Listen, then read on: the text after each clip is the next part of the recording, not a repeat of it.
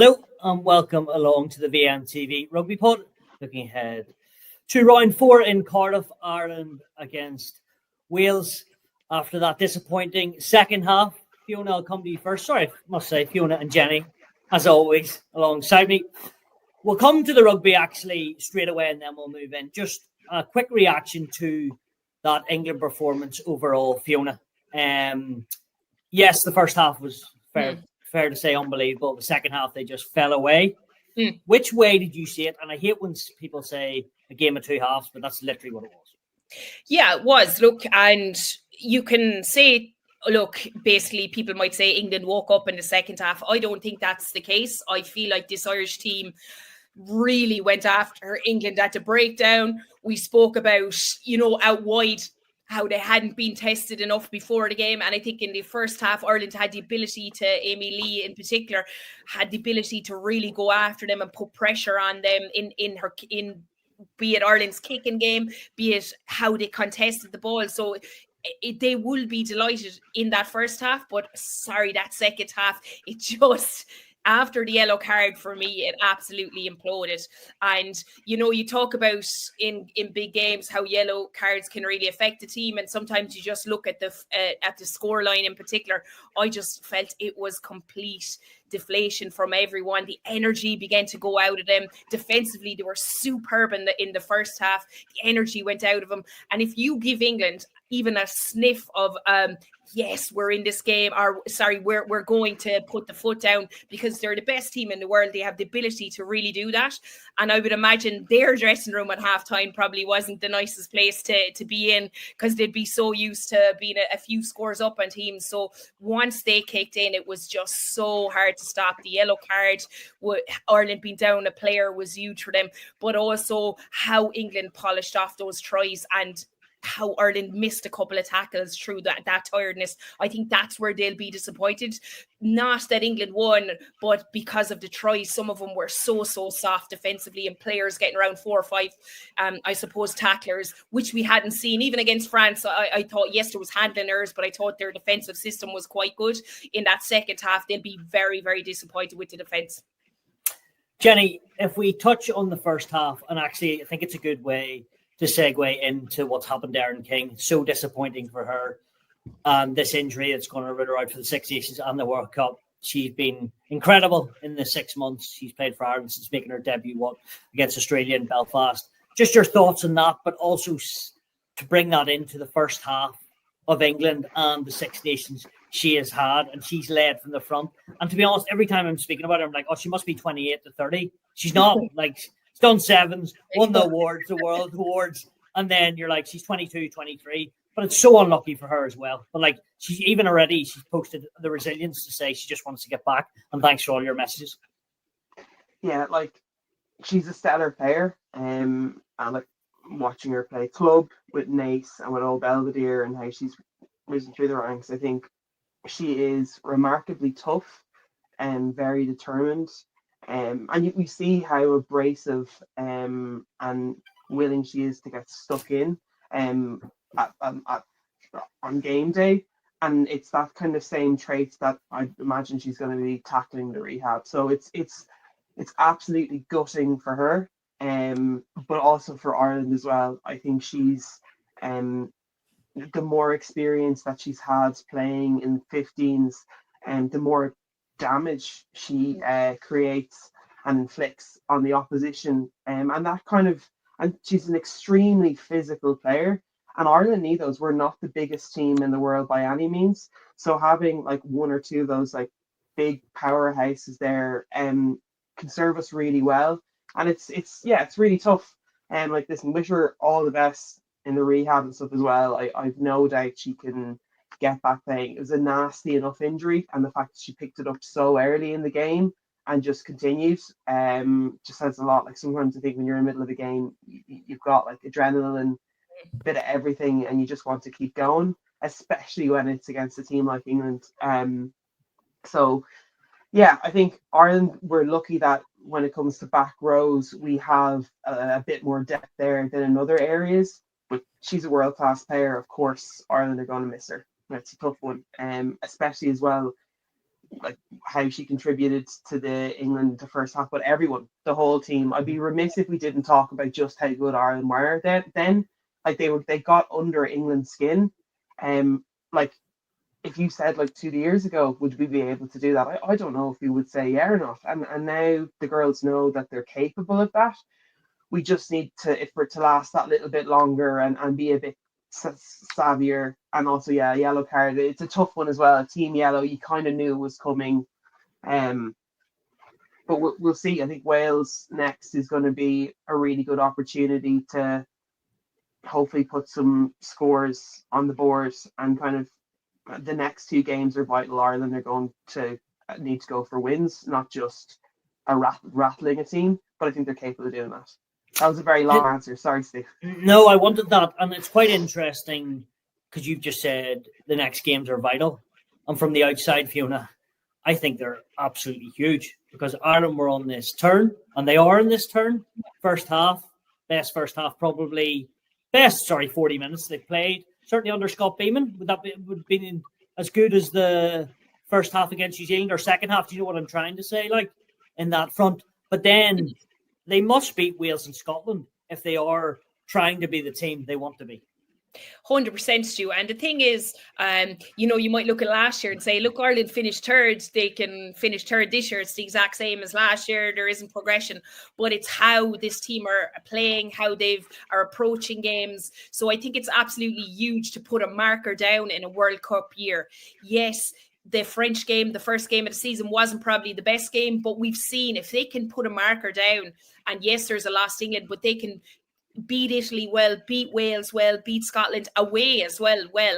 I think you're really going into a World Cup group very, very confident, and that's what this team needs. The other side, the thing is, and Jenny spoke about Erin King. Like I'd nearly been in mourning. Like she's so good. I love watching her. Everyone talks about Aoife Wafer and the same. I think she's absolutely brilliant. But it's defensively as the coach watching her work rate, Erin King, watching what she does. So I think, and there is depth in the back row, but I also this to show that this team and this squad has developed. That if they lose a key player like that, they still need to be able to go out and put in a performance like they did against Italy. Because in previous seasons, I think if Sam Monaghan wasn't playing or they lost a player of such high caliber, this Irish pack sometimes, in the pack in particular, even in the back line, their confidence would drop a little bit. They didn't believe in themselves. So I want to see the belief in the systems, in the squad, in everything around them and everything in that's in place, that they can still go out and beat this team without one of the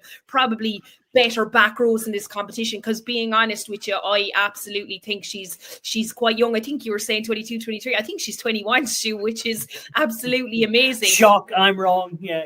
No, when we go after you, Stu, this week, we watched the pod. We said we were being mean to each other. Let's go after Stu a bit this week. He gets away with murder. But just if they can go out and put in those performances without Erin King, it just shows the belief in what Scott is building and what those coaches around him and players are able to just slightly step up into the role. And the same as the bench, we've Claire Bowles on now, plays with Railway. I've seen her in action. She's away with the Sevens. She needs to be able to go on and put on a performance, and we can see exactly it's that high performance, that high level that the back row and the ones pushing through, coming on to the bench, even the ones outside the bench, have the ability to go on, because that's what you need in a World Cup, people to be able to just seamlessly fill in those gaps. You forgot the Ulster bit with Claire Bowles, but yeah. Okay, so if we, Jenny, look at the team, right? McCarthy's in the front row, Adele McMahon's back fit, and then the change at 9, Molly Scuffle McCabe. Fiona was actually saying off air that, like, I think I'm right, you were quite excited, Fiona, by just trying to build more and more depth. Yes, we talk about injury, but giving these girls chances in the biggest arena. Yeah, I think it's great because we've been talking about that competition between two nines currently, and another one now popping in as well with a lot of experience, probably the most experienced 9 out of the 3 in there. To be given a chance. Yes, Wales are a weaker opposition, but it's minutes on a pitch, see what you can do, what's your organisation, the skills like speed of ruck, how you're working with your 10. And again, like, if your coach is giving you that and you know you've got limited time, you need to be putting in your best performance going, regardless of who you're coming up against. And I think when Ireland's pack hopefully do a job and Wales's defence is going backwards, it makes it a lot easier on the 9. And also it can be a tough slog if, like, Molly Scuffle-McCade has been coming from New Zealand, like that's where she's based in terms of work. So, if you're coming all the way there and you're just doing training, it is tough. And there are players that they are very much a part of the team, but they get 0 minutes in a Six Nations, and it's just one of those, like, yeah, that's your input in the team to make us better before we ever set out in the pitch. So I like the variety and the opportunity because it's a World Cup year, and you don't want any players going in cold or unsure of themselves with with 0 experience, like at high competition match intensity level in one of the biggest competitions in the world. So I think it's great.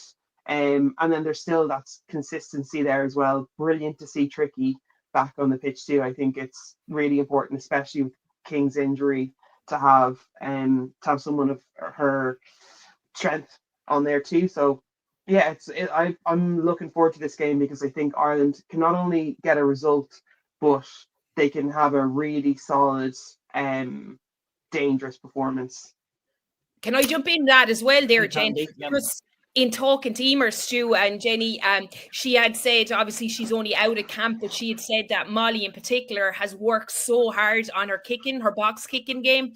And even over New Zealand, it's a focus that she's had. And I suppose if we look at the last 2 games, how many box kicks have we seen? I'm going to guess 0, but I could be wrong. Maybe there was 1 in there. So it also having her in there, I think we'll see some box kicks. It takes the pressure off Dana, pressure off Enya. She's right-footed as well. So it's adding another string to Ireland's bow as well, to have the ability to box kick and get those chasers up for the contestables. So I think we'll see a lot more contestable kicks this week than we did against England, because we certainly didn't want to be kicking to their back three. But I know Jasmine Joyce obviously is unbelievable, and Cox for Wales on the wings. But certainly I think Ireland will really try and go after that area, and we'll see a lot more box kicking. Staying with you, Fiona, what under Sean Lynn, hasn't won yet, 3 defeats. What have you seen from their performances against Scotland? That was pretty close when they come back in. Then England, they obviously got badly beaten out the gate in front of the record crowd at home. And then who were they out last time out? They played France. And there was part of that game, I'm not sure, I'm sure you saw it more than me, but it was maybe 26-14. They had a try, and then it was chalked off by the obstruction at the line-out. Yeah.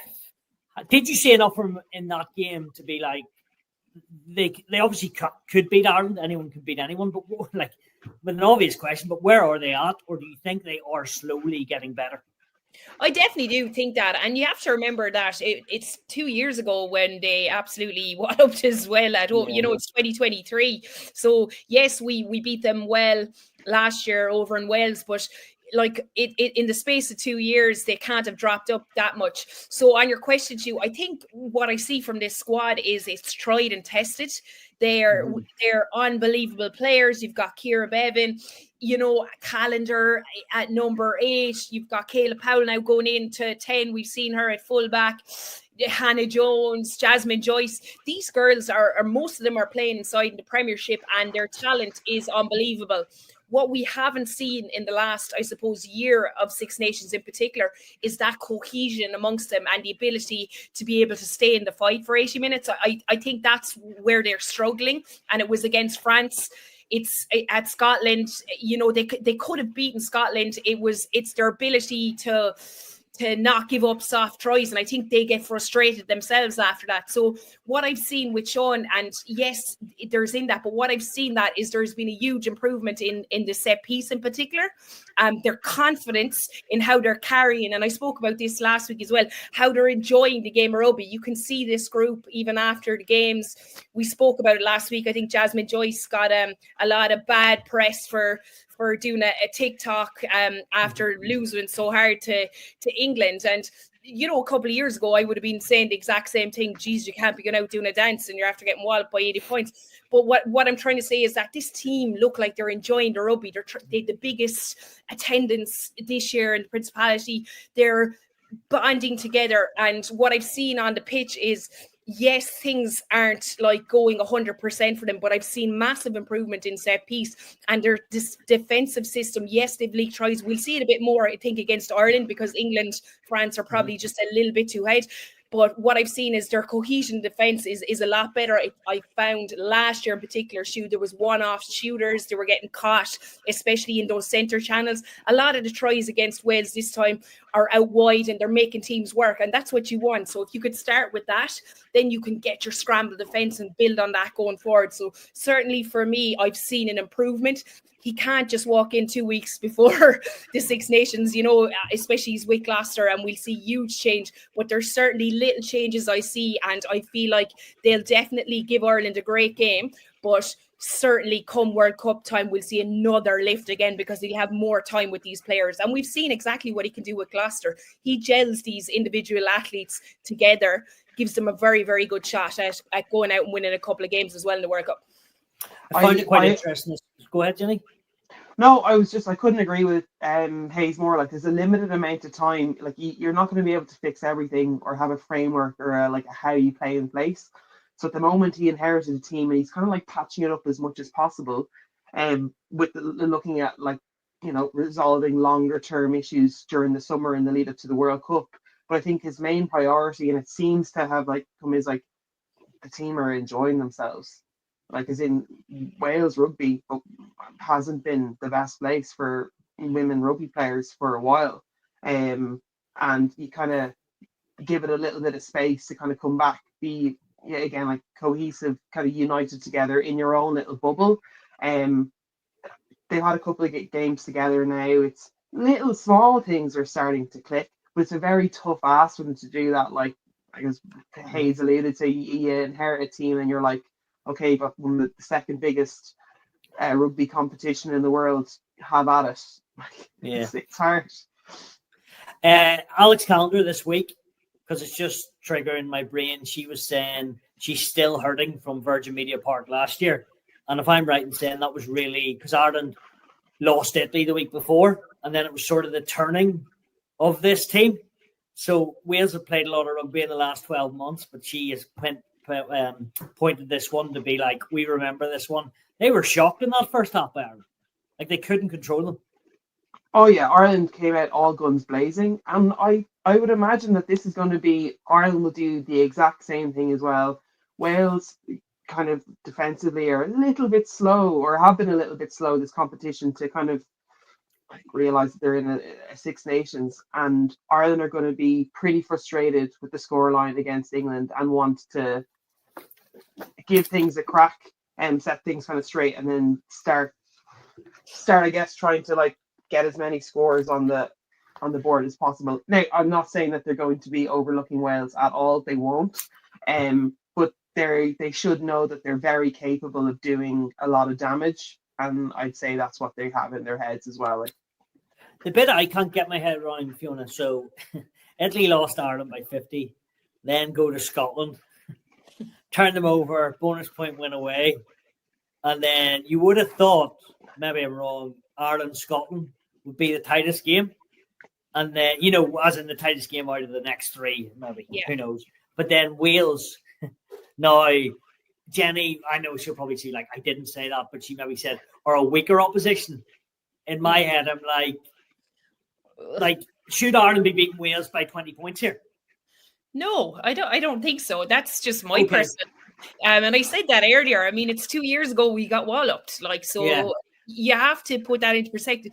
What I will say is these. So, are you taking 8-5? You taking 8-5? Oh, I take a win away from home in the Six Nations. That's the way I look at it. So what people have to remember is Ireland played out of their skin against Italy. It was unbelievable to watch that attack in rugby.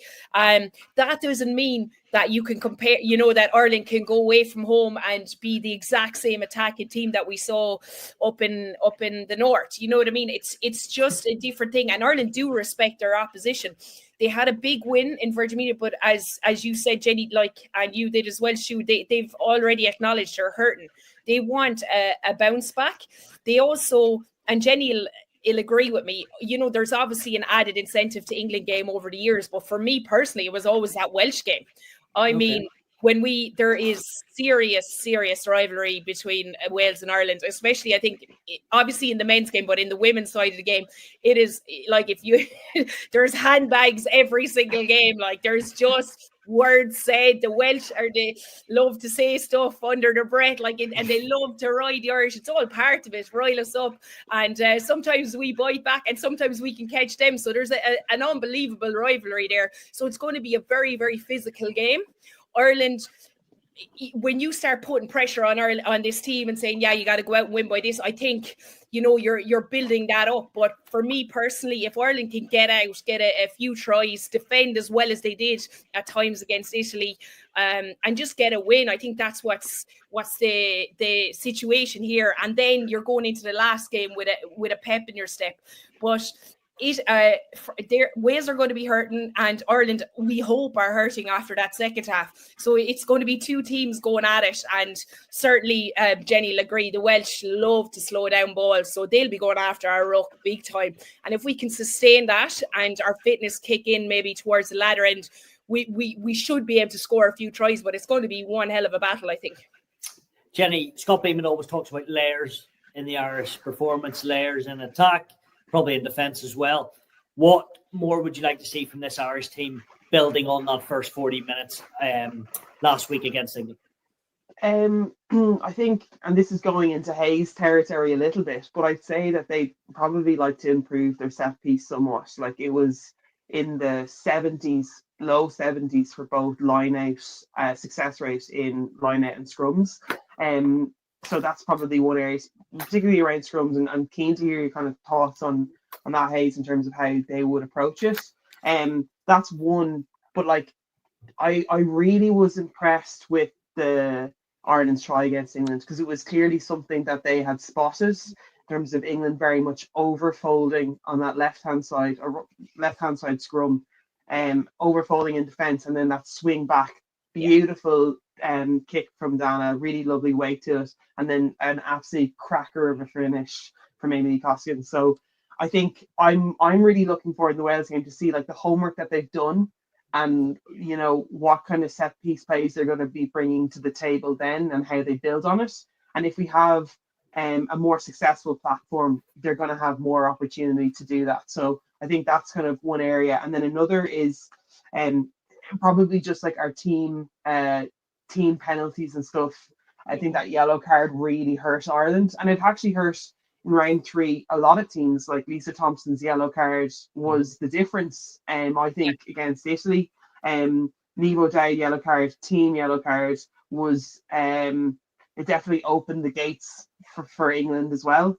And then in the France-Wales game too. So yeah, that would be a little bit more discipline around the kind of breakdown too, I think is going to be solid. But yeah, that's, and I see that the errors that they make in the France game at the start, the handling errors and the poor kicking, they improved upon that. Like every aspect that was a little bit rough and shaky from each game, they bring it forward and improve. And that's something that like we kind of didn't have, or it would take a while for that to improve. But I thought like Dan O'Brien's kicking was and has been solid.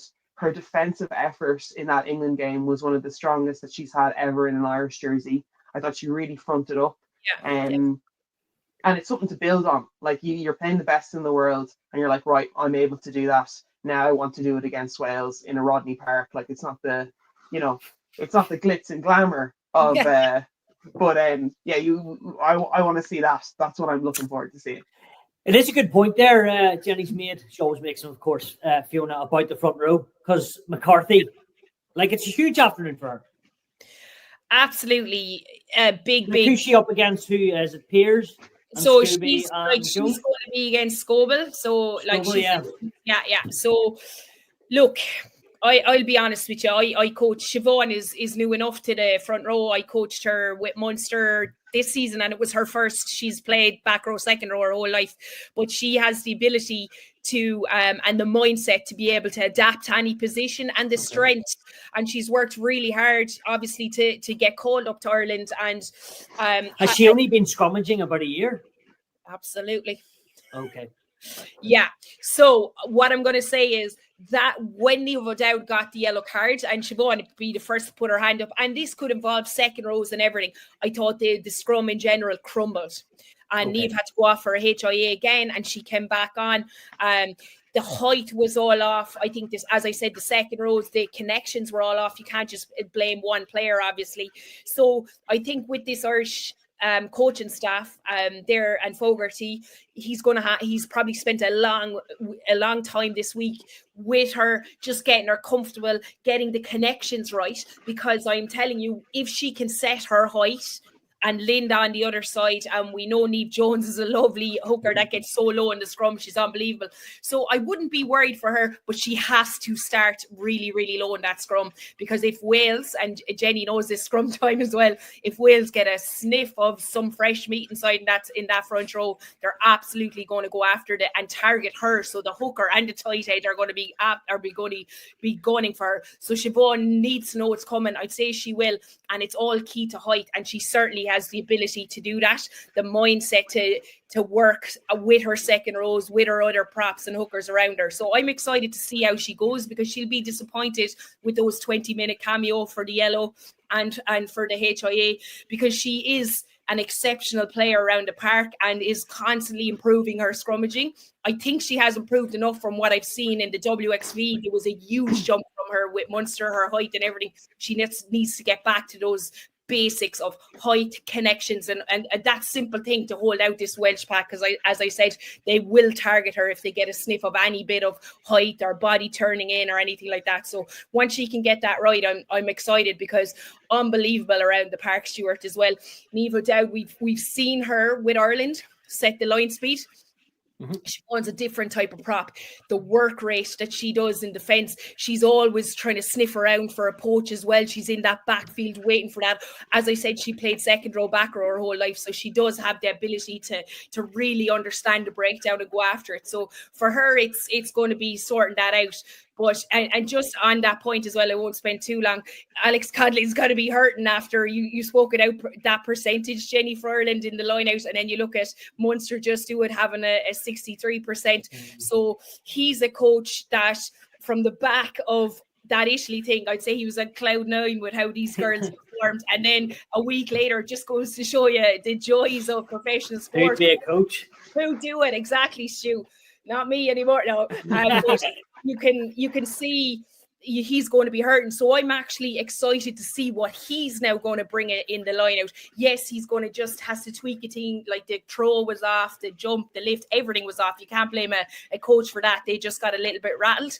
But I think he'll have a couple of things up his sleeve as well from that line out to try and draw in Wales. And we'll see a couple of launch plays off of it, but they just have to nail that at the start. Well, it's going to be good. Elsewhere this weekend, we'll quickly touch on the other two games. England, Scotland in Leicester at Welford Road.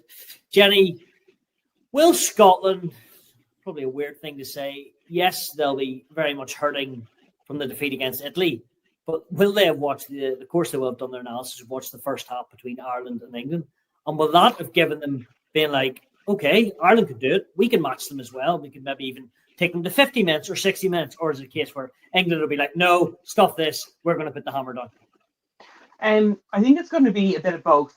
Scotland are going to look at what Ireland brought in that first half, and are like, right, a lot of Ireland's success was pure like hard work in that defence and being really, really smart. They weren't going into stupid rucks where there was no sniff of a ball.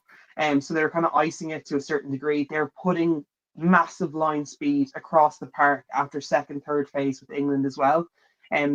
Like a lot of heart and determination in there as well. But like everyone was on the same page. It was a highly organized defense, and their work rate was phenomenal. These are all things that like any team can do.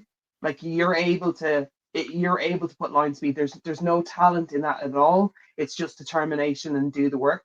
So that's one thing, but they need to be as organized as possible. So Scotland know that England are fallible and they're get-outable in that way.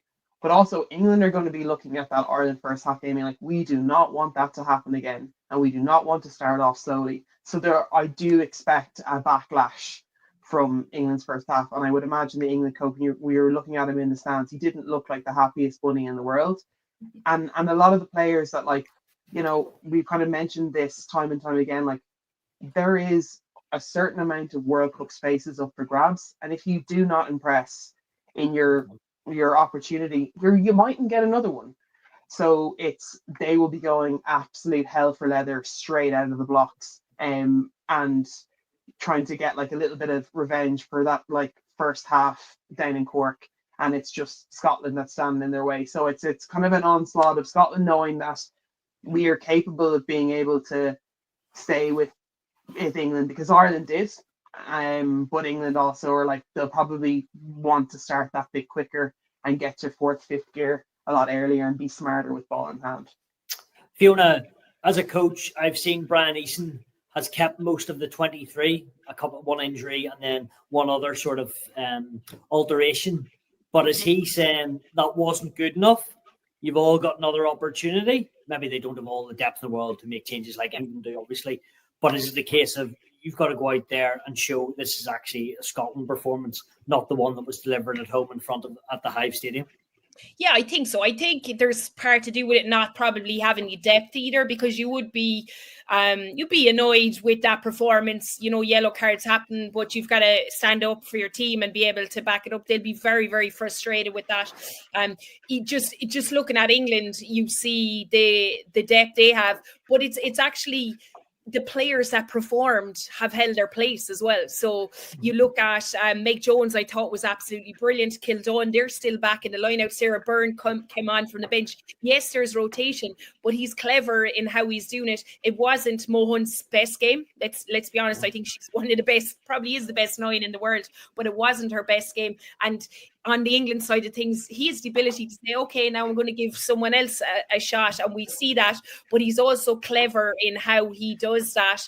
And he's able to retain the players that have really played out of their skin. As I said, I thought Kildon, Meg Jones, probably the stand-up players. And then you've Sarah Byrne coming off the bench, making an impact. So look, we'll see Packer again as well starting, so she gets a shot.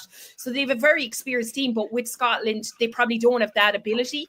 So he has to be able to tap into that mindset of, yes, I'm sticking with you guys now. So it's where different coaches go, but he obviously knows that he can't change a lot of those players at that level. But I feel like with this Scottish team and how they approach games and how they have been in the last year and a half, there's been massive improvements, especially in how they attack. They're an exciting team to watch when they're playing great rugby. So I think he would have been tapping in all week to this. You're going to get another shot. Are you happy at what happened there? Yes, we're going away to the best team in the world, but you now have absolutely nothing on your shoulders, because the pressure on at home to beat Italy would have been a little bit different to any team to go in the Six Nations, going out and playing England. So the pressure is off them. So I think he would have really gone after that all week with his players and really stuck to them. We need to go out. Yes, it mightn't be a win, but we need to make amends from what happened last week, because that wasn't good enough. And I'm going to give you another shot.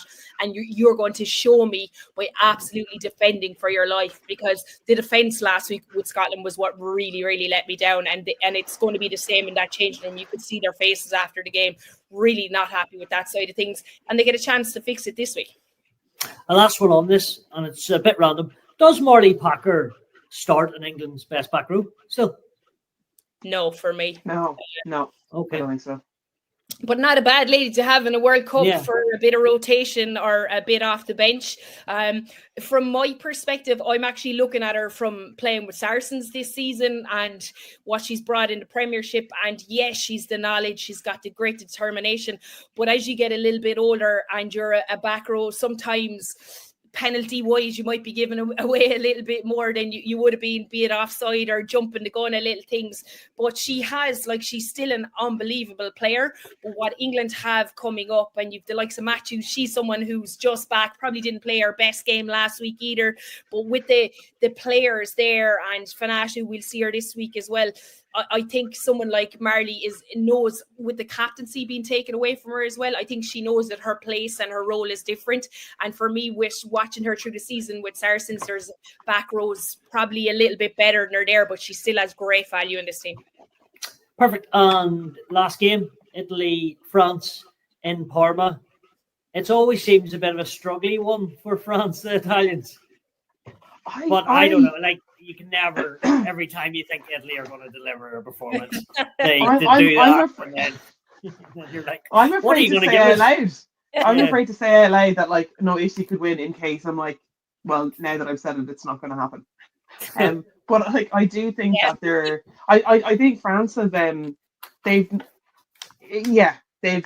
got the wins, but like the wins have been scrappy enough. They look nowhere France get near. a hard time in this pod, don't they? They win every week, Yeah. and then we're like, nah, they're not happening. Not happening. They're just. I just you know what? Yeah, and also it's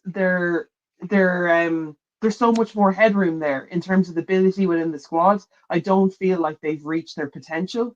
I feel like we've seen pockets of other teams, you know, get close to that, like full realized potential and what they're capable of.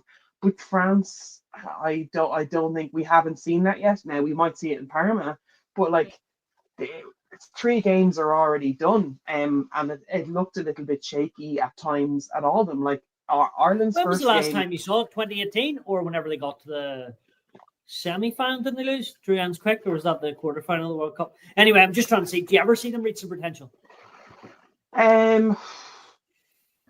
like I think one of the best France teams I've ever played against was in 2014 in that World Cup. They were absolutely phenomenal, and they just happened to play against an extremely talented Canadian side. We're taken a little bit by surprise in a home World Cup, and I think, like, to be fair though, England at that time would have beaten any team in that World Cup. They were phenomenal, but that's probably when I think they got closest to their peak that I've seen, and they've played some absolutely phenomenal rugby. It's just that in this competition there also lies England, and they have had a disappointing string of results against them over the last 10 years, and it's just a hurdle that they can't seem to get over in any competition when they face each other, and I don't see them beating them this year either.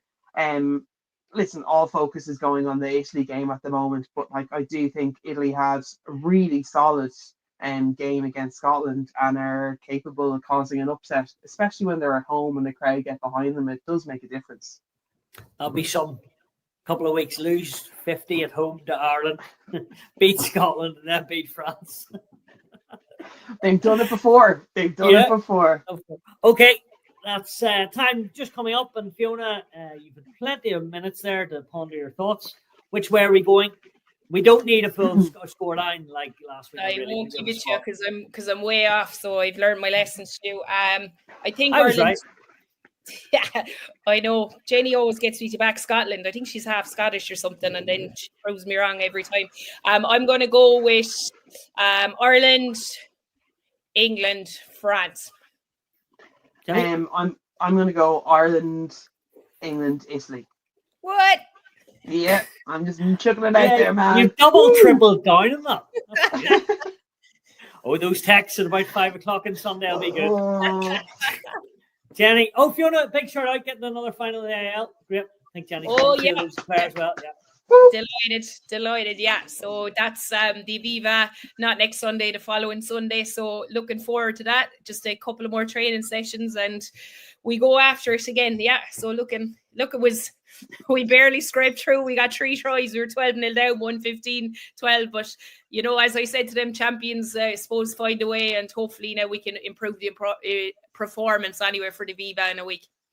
Great stuff. Well, Fiona and Jenny, thanks very much. We have Scotland against England on Virgin Media 2. And, of course, we'll have a couple of eyes that we have on Ireland against Wales and Cardiff. Thanks as ever, girls, and chat to you soon. Cheers. Thanks, Stu.